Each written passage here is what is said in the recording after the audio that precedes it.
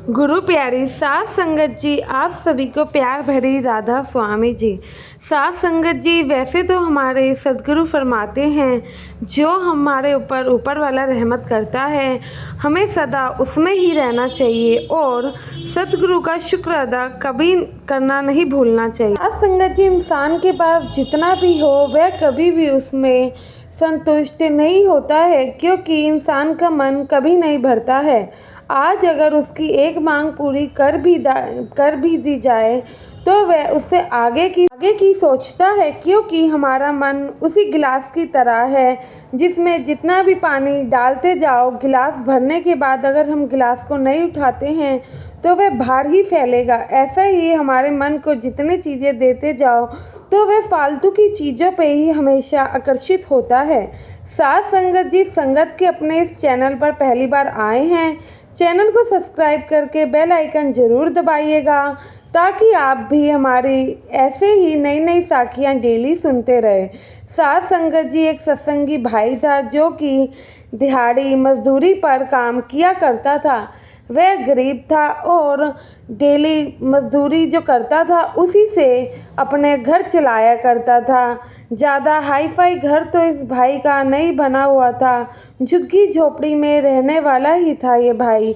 लेकिन यह भाई जितना इसको मिल जाता था उसी में संतुष्ट रह लेता था, उसी में बस ऊपर वाले का शुक्र अदा करता था। चाहे वह खाना खाते समय रात में शुक्र हो या फिर दिन में, ऊपर वाले का शुक्र अदा करना नहीं भूलता था। क्योंकि साध संगत जी, करना तो हमें यही चाहिए।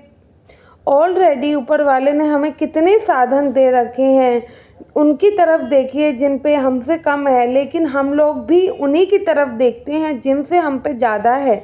ज़्यादा की इच्छा करना कभी भी गलत नहीं है, उसके लिए हम मेहनत कर सकते हैं, पर जो आज हम पे है उसके लिए कभी भी शुक्र अदा करना नहीं भूलना चाहिए। ऐसे ही वह भाई था। काम करते करते एक दिन उस सत्संगी भाई को एक अनोखा सा पत्थर मिलता है अपने काम वाली जगह से। वह पत्थर कुछ अजीब था। उसने जाके मालिक को दिया तो उसके मालिक ने कहा, पता नहीं ये कैसा पत्थर सा है, तुम इसे बाहर फेंक देना। तो उस मजदूर ने उस पत्थर को बाहर नहीं फेंका बल्कि घर ले आया। जब वह पत्थर घर लाया अपनी बीवी को दिखाता है तो उनकी बीवी भी यही कहती है, आप हम भला इस पत्थर का क्या करेंगे। तो वह भाई समझाता है, ये मेरे को अच्छा लगा और थोड़ा देखो ना अलग सा लग रहा है, क्या पता कुछ हो इसमें, तभी मैं इसे घर पे उठा के लाया हूँ। क्या पता कुछ तो है जो हमें हिंट मिल रहा है लेकिन हम समझ नहीं पा रहे हैं। वह कहती है, ऐसा कुछ नहीं है, आप गलत समझ रहे हो, यह सिर्फ एक नॉर्मल मामूली सा पत्थर ही है। तो वह पत्थर वो साइड में रख देते हैं। तो साध संगत जी, एक दिन उनके घर पे कोई बाबा आता है तो वह खाना मांगता है, तो उनकी जो वाइफ होती है सत्संगी भाई की, वह उन्हें खाना खिलाती है। खाना खाते खाते उस साधु बाबा की नज़र उस पत्थर पर पड़ जाती है। तो वह पूछता है उनसे कि बेटी ये क्या है। तो वह बताती है कि ये मामूली सा पत्थर है जो कि मेरे इनको काम करते हुए मिला था तो इन्हें अच्छा लगा। तो वह बाबा उस पत्थर को हाथ में लेता है और कहता है, बेटा यह कोई मामूली पत्थर नहीं है, तुम एक काम करना, आज रात को इस पत्थर को अपने हाथ में लेना और जो भी तुम्हारी इच्छा हो वह चीज़ मांग लेना और सुबह देखना तुम्हारी इच्छा ज़रूर पूरी होगी, लेकिन यह सिर्फ तुम एक ही बार कर सकती हो। जब वह बीवी यह बात सुनती है तो थोड़ा अचंभित हो जाती है और शाम को जब इनके हस्बैंड घर आते हैं तो उनसे सारी बात बताती है कि ऐसे साधु बाबा आए थे और वह ये बता रहे थे। तो वो कहते हैं, चलो कोशिश करने में क्या जाता है, क्या पता ऊपर वाला हम पे कृपा ही कर दे। तो वह हस्बैंड वाइफ रात में उस पत्थर को अपने हाथ में लेते हैं और विश जो भी उन्हें मांगना होता है वो यही मांगते हैं कि उनका एक अच्छा सा घर हो, ढेर सारे पैसे और जो भी उनकी सुविधाजनक चीज़ें थी वह सब वो मांग लेते हैं और उस पत्थर को अपने तकिए के नीचे रख कर सो जाते हैं। साध संगत जी, जब वह सुबह उठते हैं तो उनकी सारी जो भी इच्छाएं थी वह पूरी हो जाती है। जिस जगह पे रहते थे उस जगह पे एक बड़ा घर हो जाता है। जो जो चीज़ें उन्होंने मांगी थी वह भी उन्हें मिल जाती है। साथ संगत जी, साखी का सार बस इतना सा है, ऊपर वाला जब हमें देना चाहता है तो वह कोई ना कोई रास्ता बना ही लेता है।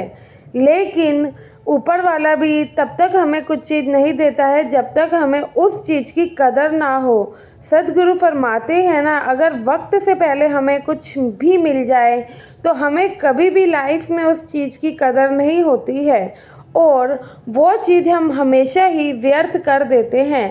तो सतगुरु को हमसे ज़्यादा पता है, उस कुल मालिक को हमसे ज़्यादा पता है कि क्या हमारे लिए सही है और क्या नहीं, क्या चीज़ हमें किस समय पे देनी चाहिए। अब माँ बाप बच्चों को पैदा होते ही तो ऐसी कुछ चीज़ नहीं दे देते ना जो उनके लिए बिल्कुल सही ना हो, या फिर 2 से 5 साल के बच्चों के हाथ में मोबाइल फ़ोन इस्तेमाल करने के लिए तो नहीं दे दिया जाता ना।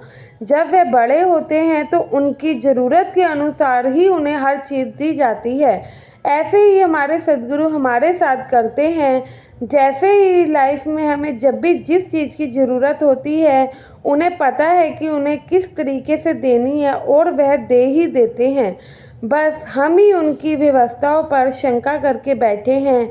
हम ही उनसे सवाल जवाब ज़्यादा ही करते हैं कि हमें यह नहीं प्राप्त हुआ या वो नहीं प्राप्त हुआ, जो कि साथ संगत जी बिल्कुल ही गलत बात है। अगर आप निस्वार्थ मन से भजन सिमरन करेंगे, सत्संग जाएंगे, उस कुल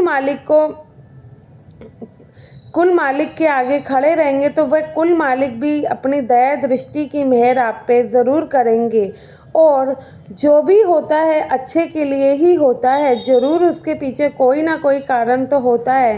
नियति हमें ज़रूर कोई ना कोई हिंट देती है तो वह बिना बात के नहीं देती है, इसलिए इन चीज़ों पे अमल करना सीखिए। साथ संगत जी, साखी अच्छी लगी हो तो वीडियो को लाइक शेयर ज़रूर करिएगा और कमेंट में राधा स्वामी लिखना ना भूले जी। गुरु प्यारी साथ संगत जी, आप सभी को राधा स्वामी जी।